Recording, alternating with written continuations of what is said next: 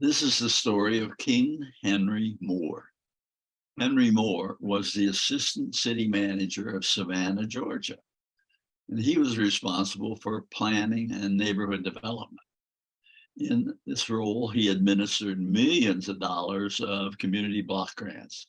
After several years of introducing and managing these programs, he decided that he had not made much difference in the lives of the people in the neighborhoods.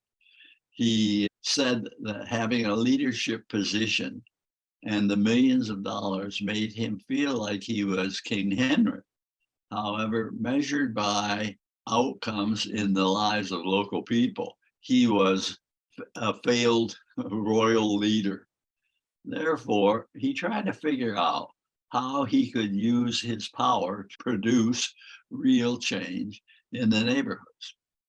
He thought it would be worth seeing whether or not people in the neighborhoods could produce a better life if he stepped down from the throne and gave them some authority. He did this by writing a letter to the people in each household in the quarter of Savannah, where the greatest number of low income people lived. The letter said that he appreciated what the neighborhood had been doing to improve things, and that he wanted to know what the city could do to support their efforts. He said that any resident could write him a letter of no more than one page describing what they would like to do to improve their block during the coming summer. Then he asked at least two other people sign the letter indicating they would join in producing the improvement. Then he said that if the city could help them achieve their goal, they should let him know. If they needed any money to complete the project, he said that he had up to $100 that he could contribute, although the neighbors couldn't use the money to pay themselves. About 80 neighbors submitted proposals and none asked for the entire $100. This proved that no agency or institution had applied for the money.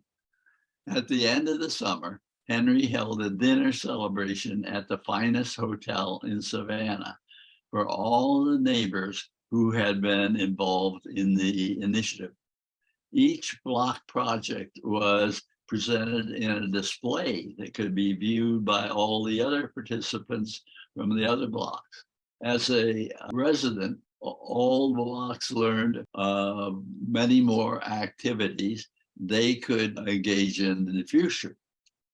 In the course of the dinner meeting, Henry said, "Now I know who the real leaders are in Savannah's low-income neighborhood.